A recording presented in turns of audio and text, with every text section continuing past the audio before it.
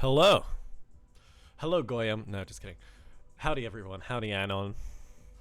Howdy, anyone who's listening. So, today I thought I'd talk a little bit more about the path of magic. Or more, maybe some things about what it takes. Because study is one thing, but then there's doing. Study is good. You want to be well versed in some scientific things. Obviously, not losing yourself into the world of science. It's good to know a little bit about biology. It's good to know a little bit about physics, etc., etc., etc. It's good to read philosophy. You do need proper philosophy if you want to study magic. And when I mean philosophy, what's the point of philosophy? You know how you meet those people who are like, "Hey, man, I'm a good guy. I'm a nice guy. I just treat everyone right, and people treat me right," and then that's their life philosophy. You know what I mean? That people who have that philosophy, people from, I don't know, California or whatever, those types of people are weak. And it's not that they're physically weak. People who have that philosophy cannot withstand tragedy. People who have a simplistic philosophy, the simplistic philosophy can't answer, why evil exists. Yeah, sure. They may go through life completely fine and it works for them incredibly well, but then at one point in time, I don't know, their dad's gonna die, or if something truly tragic does happen, like, something monstrous, like imagine, like, I know, someone in their family gets kidnapped, like how brutal that is. When the brutal reality of life sets in, that philosophy is not going to be able to sustain them. So you need a good philosophy. You need some kind of Nietzschean philosophy, or a Stoic philosophy, or a Platonic philosophy of how to live life, or how to... The philosophy, in a sense, becomes a core, becomes a balancing point, becomes a cornerstone, if I can use a Westworld reference, becomes a cornerstone within yourself that is more of a psychology. It's a foundational pillar for your psychology, so that you don't go crazy when the big sad happens, when suffering happens. Because the path of magic, like in any path, the path to become the richest man in the world, or the path to become the greatest boxer or something, paths like that require so much suffering, so much pain, conscious effort. It's like you're not going to get there with a weak philosophy. Like, just be nice to everybody, yeah. Just let people enjoy things, yeah. Cool story, bro. So it's good to study a little philosophy. It's good to study a little science. Obviously, art is definitely needed. I'll probably talk about that in detail a little in another talk, but nonetheless, as well as that, as well as having an appreciation, an aesthetic sense, as well as appreciating art, filling yourself with edifying art, not just in art that I suppose indulges you, but maybe art that, I wouldn't say challenges you, but there's a type of art that it's not empty, it's imbued with something. The creator imbued that art with a virtue or some kind of psychological meaning. We're kind of jaded nowadays because there's so many postmodern artists, and there's so many artists who are just like, yeah, I taped a banana to a wall. Whoa, I deconstructed art. There's no meaning, guys. God is dead. Like, yeah, cool story, bro. But real art, things like that are... fake art is gonna be lost in the sands of time, be washed away like tears in the rain. Real art has something eternal in it. So that's why, like, if you want real art, yeah, there's people are making it still. There are still real artists out there, they're probably hard to find, but I mean, there are some things that are quote-unquote good. One of the problems about the Kali Yuga is things that you're presented with aren't necessarily good or bad. They're a mixture of the two. They're good and bad. So, a lot of movies, some movies have like a good message, or they actually have a deep philosophy and meaning in them, but then there's also, I don't know, ultra-violence or like some crazy sex scene halfway through, and it's like, well, okay, but I know, maybe that's a plus for you. But real eternal art, there's something in a lot of ancient stuff, ancient music, ancient architecture, ancient frescoes. There's something in those pieces of art that is eternal. So I don't know, learning to appreciate them can also help you. Because it's like, to go into a slightly deeper reason why is a lot of spiritual experiences you can't really explain to normal people. If I look outside the window here and I see a tree and I point to it, and if you were here and you looked outside and you saw the tree, it would be like, oh, we both have a shared experience of a phenomena. But if you just experience something and someone else has never experienced anything like it, how do you explain it to them? You can't. Although you can. It's called art. So great poets like Rumi, or someone more in the West like William Blake, they were visionaries. They weren't tormented artists. They were transcendental artists who could have a spiritual transcendental experience, and then that would be the thing that becomes the, what did you call it, the seed of their art. And the art then flowers and blossoms out of that. There's something in their art, their poems, that's beating, that's alive, that's just there. You can kind of feel it. William Blake, you read, what is it, Marriage Between Heaven and Hell, and it's all this like esoteric cosmology of like going into the stars and angels, and you're like, what was this guy on? He wasn't on anything. He was on pure, awakened consciousness. That's what he was on. So art's good, science good, art good, philosophy good. One other thing is to also study other sacred texts, which it's good to do. Study world religions, study multiple systems, but this is one key point which is a little bit tricky, because you don't want to read like a book on Kabbalah and then a book on yoga and then a book on something else and then a book on Zen Buddhism, and then because you're not going deep. And in not going deep, you're just reading a bunch of multiple things and you're just kind of comparing them, and sometimes things make sense but sometimes they don't, and you just kind of tear your hair out of your head and you become like me, lol. But what you should do is you should go deep into one system. You should do its practices and attain a little something, and then read, I don't know, choose a system that you really want, Gnosticism or Hermeticism or, I don't know, Raja Yoga, like a real system, not like yoga going to Lululemon and stretching with all the girls. That's not a system of esoteric spiritual development.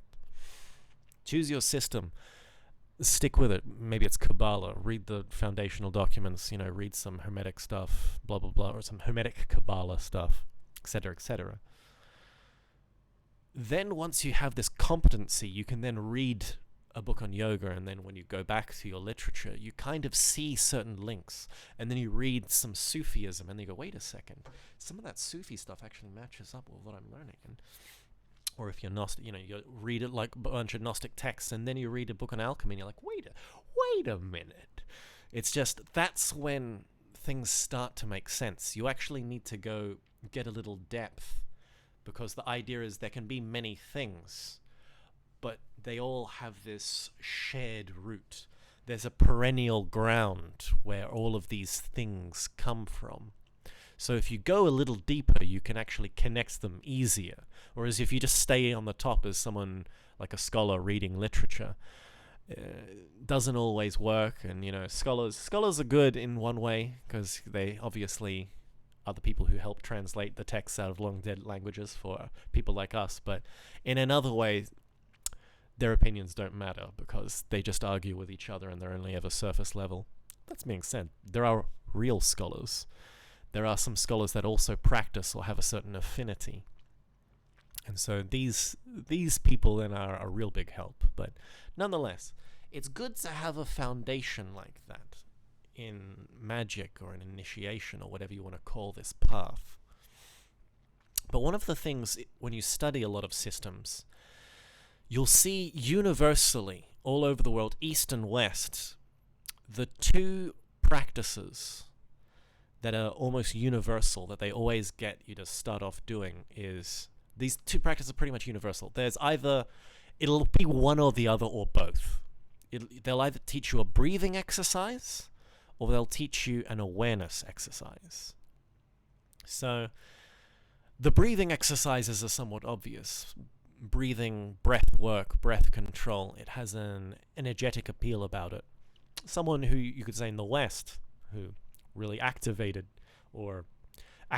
powers or faculties via breath control and really took that really far, you could say, is Wim Hof, or the Iceman. So he's someone who, took breath control to an incredibly extreme level. Very good man, very good man.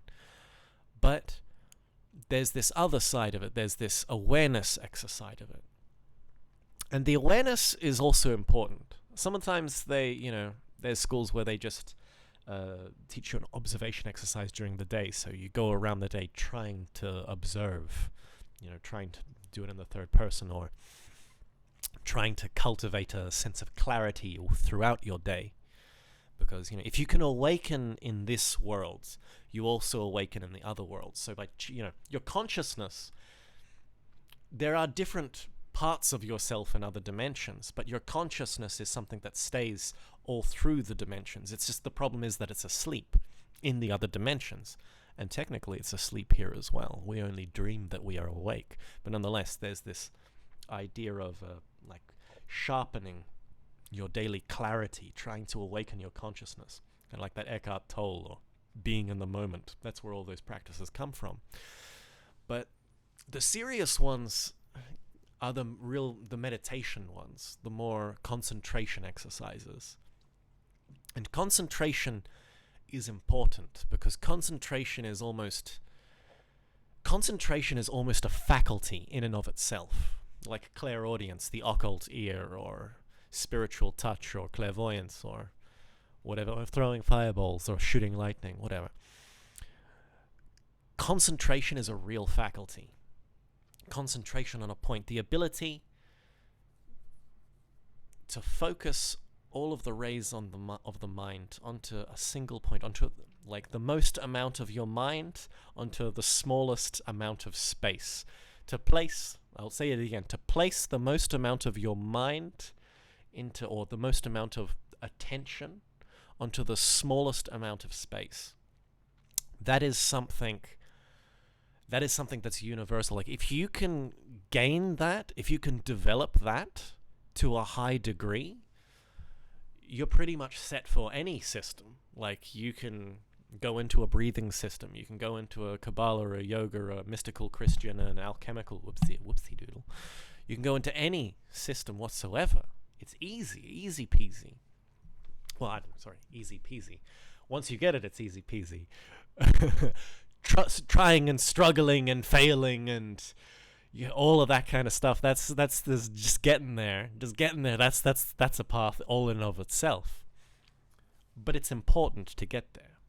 So why is it important? I'll say why it's important, but first I'll say where you should start. You can start just staring at an object. So a lot of schools, some schools, they have you staring at a dot, or maybe staring at a candle.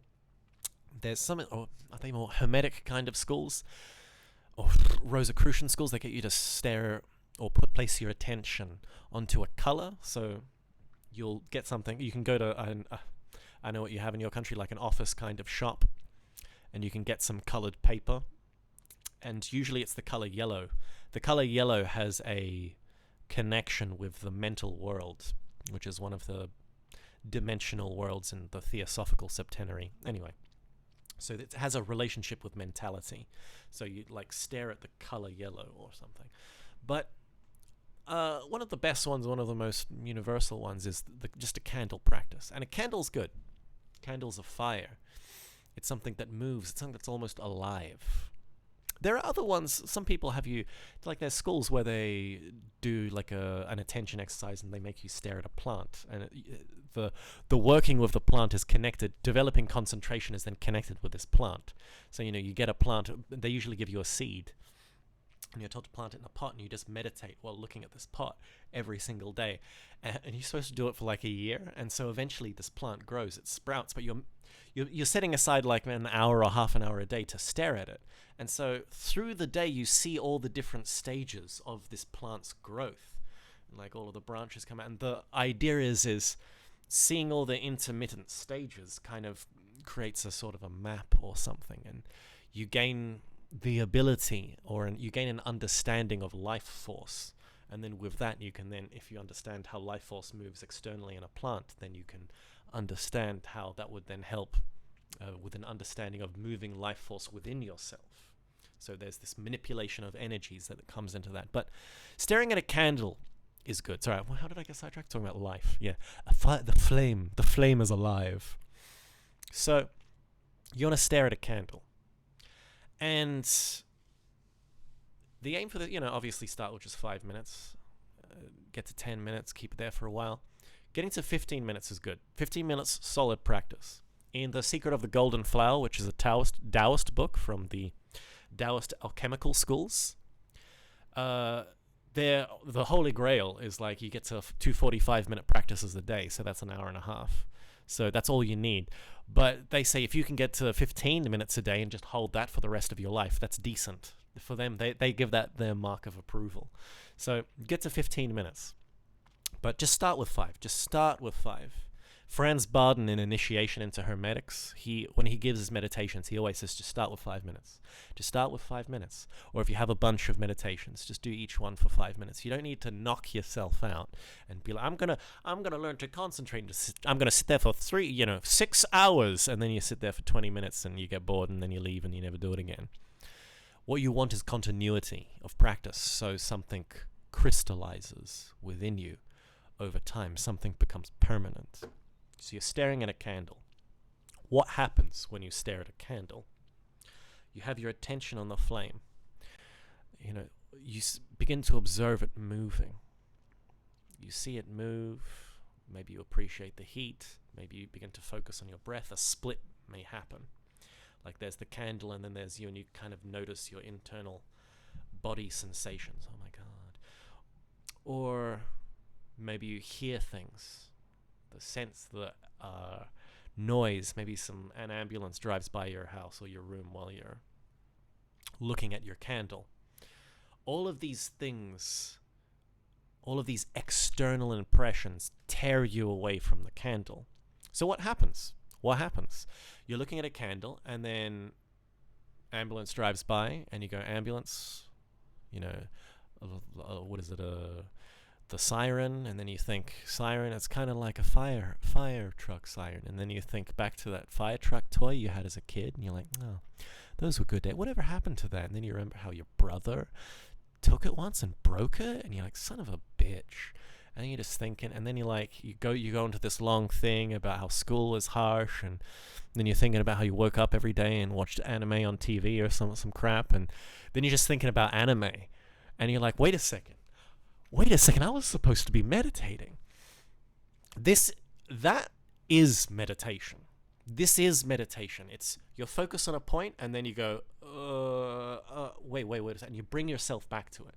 And then you're focused on a point, and then your mind wanders. And then you bring yourself back to it. And then you focus on the point, and you wander, and you bring yourself back, focus on the point, bring yourself back.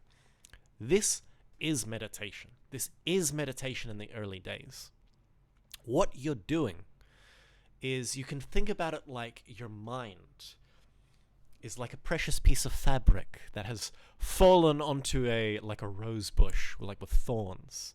If you have a piece of fabric that's fallen on thorns, you don't just and just rip it. It'll just come to pieces.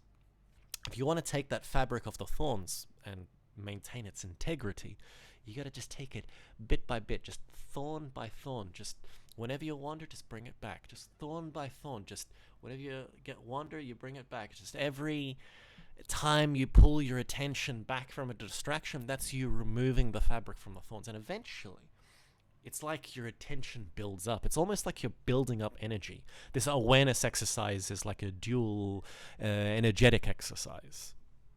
So eventually those moments become shorter and shorter and shorter. And then something will begin to happen. External impressions will no longer distract you, but internal internal thoughts will arise within you. Thoughts, thinking of the day, thinking of this, fantasizing about that, space marines on the planet Zog, and all kinds of things. Paranoid thoughts about the future, depressing thoughts about the past. Thoughts will arise and will try to pull you away from the candle. So you'll have the candle, and you have the candle, like, I don't know, here, you can think of this as the candle, you're looking at the candle, and then a thought will arise in front of it and will try to enchant you, will try to pull you away. A memory. Memory, not quite yet. Like, it could be a memory. But eventually, the whole thing is you then, this is a second octave of the work of concentration. You're pulling your attention, or you're focusing your attention on the physical, on that candle, and sometimes you just gotta wait. You just gotta wait for that thought to, you gotta wait for that hamster to spin around the wheel, and then eventually it finally exhausts itself and stops, and the thought falls away, and you're left looking at the candle. You're left looking at the candle. I'm not sure if I was moving away from the mic there, if I just fucked this whole thing up, but we'll see. So thoughts arise, they collapse. Thoughts arise, collapse. You need something permanent. You want something eternal, just staring, just infinity, just like a laser, staring. And you want that thing permanently there, and eventually that ceases, and then the next enemy comes, which can be memories, can be concept. Memories are hard because memories often have emotions tied to them, so it's not like some crappy thought, like I was like some meme you saw. Still that's an emotion, like joy or something, like oh, cats are so funny, whatever. Like, that can come into your head, but the really hard ones to not fall into and begin to fantasize about are the old, like, memories that have emotions attached, and, like, I don't know, that time that girl, broke up with you, or that time that your dad, did that thing. The time that to be, like, not to be crass, but I don't know, maybe your dad beating you comes up in meditation. Like, what do you do when that happens?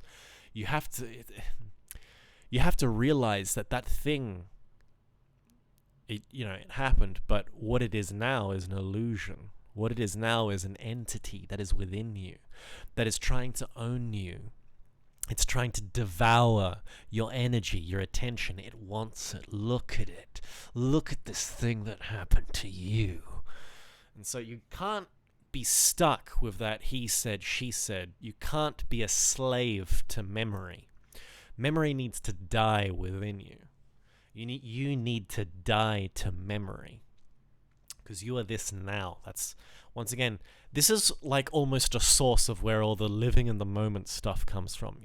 Yeah, because you're trying to collapse everything, so what's left is just you now staring candle, and you have this chiseled, this sharp concentration just on a candle. And once again, also, I'll say, you're not forcing it. You're not like, I must concentrate, like, that. The concentration by force doesn't work. That's why you just relax. Constantly relax while you're doing this. That's a good thing, to remind yourself. Like, when you come back, also, like, relax the body. The body is in the moment. The mind isn't. The mind is always in the future or the past thinking about crap. The body is in the moment. So if you find yourself continuously fantasizing, just bring yourself back to the body. Just relax. And the whole thing is so you're relaxing the body, you're holding your concentration, candle there. If you can get past all of these things, if the body's relaxed, the energy flows more easily. If you can get past all of these things, all of the internal impressions, all of the external impressions, then something begins to happen. This is where it begins to get, how would you put this? It begins to get a little creepy, shall we say. So, you've died to your memories. You've died to internal itches and stuff. You've died to the external stuff. What happens? They keep coming up and persisting. But the thing is, they're separate from you. You gain this weird sensation where there's you, and then there's this thing that thinks. And it's like, you know how, I don't know, in new agey kind of things, or I don't know, maybe if your mom's Buddhist and she sends you inspirational quotes through WhatsApp or some crap. One of the ones you come across is the phrase, the quote, "You are not your mind. You are not your thoughts." That's true. When you hear that, that's true. It's true. But that's like a concept that just goes into us. Like, yeah, I'm not my mind. Cool, I know that now. I'm enlightened. No, you're not.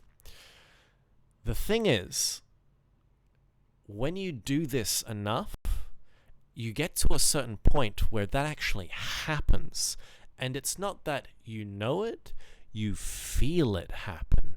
And it's weird. Because you gain this sensation, and the sensation kind of leads you to think, well, what basically happens is you gain this knowledge that you are you, and there's something else that's living inside of you, and it's been there your entire life. And the things that you think you hate, you don't really hate. That thing hates. And the things you think you like, you don't like. It's that thing that likes. That thing reacts. That thing uses you. It uses your body like a puppet to experience the world. And it's really fucking creepy. That is the outer limit of the candle practice. Once you get to that point, that is when you close your eyes. You close your eyes and you choose a point on the body. And so at this point, it can be third eye, it can be heart. And I mean, you know, you don't need to get to like that extreme, a very, very extreme octave of that. You can start doing this before. Like maybe if you get really bored, like you get to the 15-minute and you want to push beyond that, you can just get to 15 minutes and then close your eyes and go internal. But the whole idea is you once you get to that point, you close your eyes and you go internal. You choose a point. For me, I choose the solar plexus for personal reasons. Maybe I'll talk about it later in another talk, but whatever. So you choose a point, and what happens then? Then you do the same activity, but instead of having an external point, something external that is the support for your meditation, you now have an internal support for your meditation. And this is ultra hard. You got to do this thing again, but you got to do it with an internal support. And it's just, I don't know what it is. It's just harder to do this with your eyes closed. With your eyes closed, it's so much easier. You don't have external impressions, so it should be easier. But it's like, I think maybe because your eyes are open when you're focusing on the candle, maybe it's easy to see when you're distracted and you're wandering off and you're like, oh, okay. But when you have your eyes closed, the mind just gets so tricky. And it's so easy to make you slip back. Like one moment you're clear, you're concentrating, and the next moment amnesia takes hold of you and you've just gone into a link of associations and you're thinking, you're in a fantasy. You've become identified with a thought that's arisen, like, hey, I remember that meme. And then you become fascinated, like, God, whatever happened? Whatever happened to that Doge? And then you're asleep. You're thinking about petting a dog, or you're thinking about whatever. Just all of that, that's literally like the process. And, you know, coming back to yourself after that, like, oh shit, I was fucking fantasizing, not meditating. That aha moment, that like, oh my God, I'm back. That moment is your consciousness awakening. It's just a very small octave. It's like you're coming back to yourself as you're being like kind of awakening consciousness in a sense. But it's just a flash. You want more of those flashes. That flash is like, you know, kind of getting a matchbox and you're just creating sparks. You're creating a bunch of sparks, but you want to create a flame, and you want it to be permanent. So you're getting, you want to get up to that point. But what happens if you do get that point and you do solidify it and it does crystallize within you? What happens is you find yourself in an abyss, a dark abyss. black, a void, and nothing is happening. Why do we do this? This void is good. You're getting to this point, and if you do get to this point, and I mean, you can get to this point in lower, I call them octaves, but it's like, I'm making this sound very highfalutin, and you can't progress unless you've done the, just do it. Just do it. Just try meditating on a candle, open eyes. Try meditating on your point with closed eyes. The whole point is if you can meditate with your eyes closed and you get to this dark place, this void is actually a womb. And what begins to happen is things enter your mind. Things will always be entering your mind. Your mind doesn't stop. Silent mind doesn't really exist. The thing that you're aiming for is a still mind, or you could say you want your essence. You want yourself to be still and not reacting and going off with the mind. You want to cut the tongue of the mind. You want yourself to be still. You want stillness. And then once you're still, then the mind, keeps going. It keeps pumping stuff up. Memories keep arising. Concepts can arise. I remember meditating once, and an entire book came into my mind and just kind of flashed before me. It was awkward because I was in a group context, and afterwards I was like, they were like, "So, did anyone experience anything?" And I was like, "Nope. Anyway, I gotta go, guys." And then I just kind of like ran home and just got a notepad out and wrote down in dot points what I remembered. But anyway, but the whole thing is I failed in meditation because I became obsessed with something that I was presented with.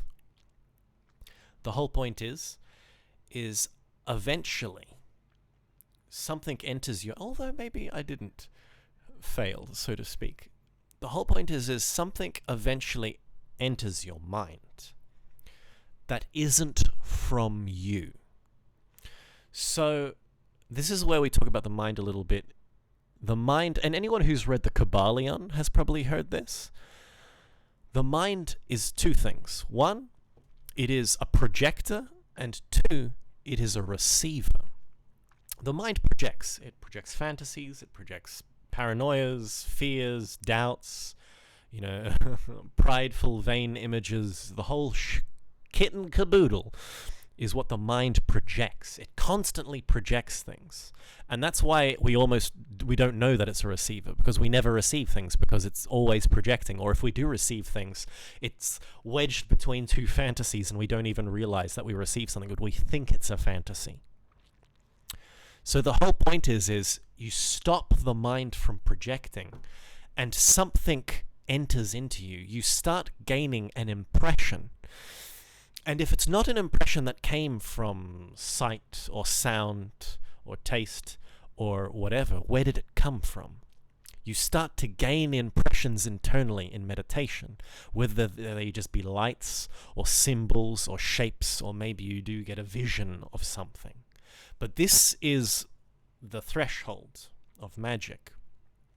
This is the beginning of clairvoyance. This is true imagination. The true translucence of the soul is your consciousness is going through a specific process here. It's gestating, it's growing, it's blooming. A flower is blossoming, and what's happening is you're beginning to pick up super sensible impressions.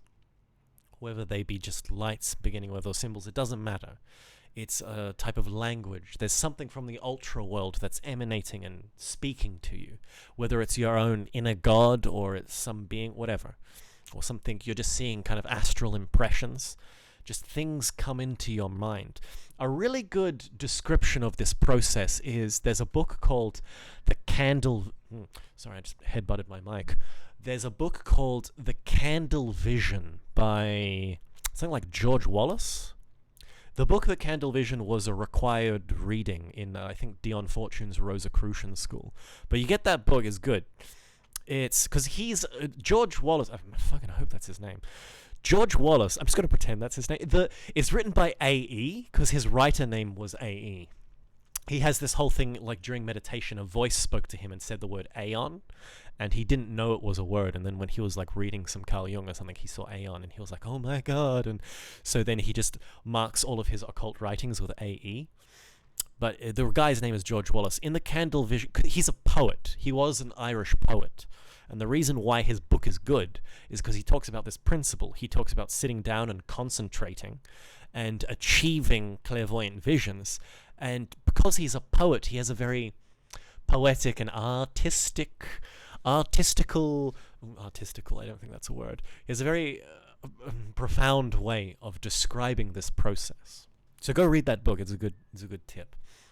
But this is the awakening of clairvoyance. And what you're seeing is things that perhaps relate to you internally. The symbols may mean something. You may need to actually crystallize them and meditate on them, reflect on them. So, in a sense, you could say your mind becoming somewhat passive in this sense, or you're gaining this stillness. The mind begins to act like a mirror, and that mirror sees into the hidden world, the metaphysical world, the nominal world, not the world of phenomena, the world of nomina. So you're getting these impressions, and if you want to know what they mean, then this is almost you'll actually need a separate faculty in a way. It's said that how you hear things, not as in listening, but the action of like straining to hear like a really soft sound, that action, you do that action with your consciousness, like perhaps it's almost like trying to, if you've ever done a memory exercise, like you're into memory exercises, like you're in a hermetic school, it's like you're straining while focusing on this sort of, but I don't want to say strain, because it's not like you're holding something really hard. You don't want to force it. You just like, because if you imagine you're holding something in your hand, you can hold it and force it and use energy, or you could just turn it around and use no energy, and it's perfectly there and you're holding it. So, but it's like you're straining yourself in this way to hear something, like, you know, this clairaudience, the occult ear. But what's happening is you're gaining knowledge, you're contemplating it, and you actually go into the symbol, you gain depth or meaning from the symbol. So there's the experience, which is a mystical experience, which can be transcendental, and some people are like that and they just like experiences and whatever. But then there's the meaning or contemplating on the experiences you gain. That's gnosis. You're achieving gnosis. Howdy, Seb. Or should I say Dekanomoto? Oh my god, I dead named him. Oh no. I got the first syllable, that's fine. We're reading through a mystery. So anyway. What was I talking about? Clairvoyance.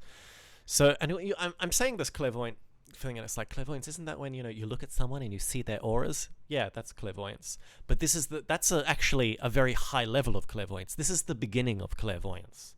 If you have this faculty really well developed and you can pacify yourself, or pacify your mind, make yourself still, and just let those things arise.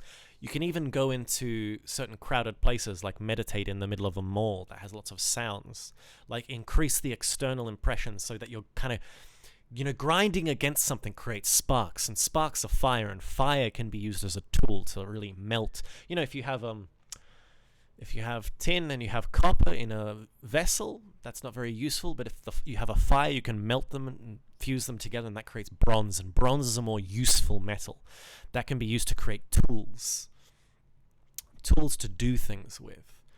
So, which bronze tools are superior to any copper tool.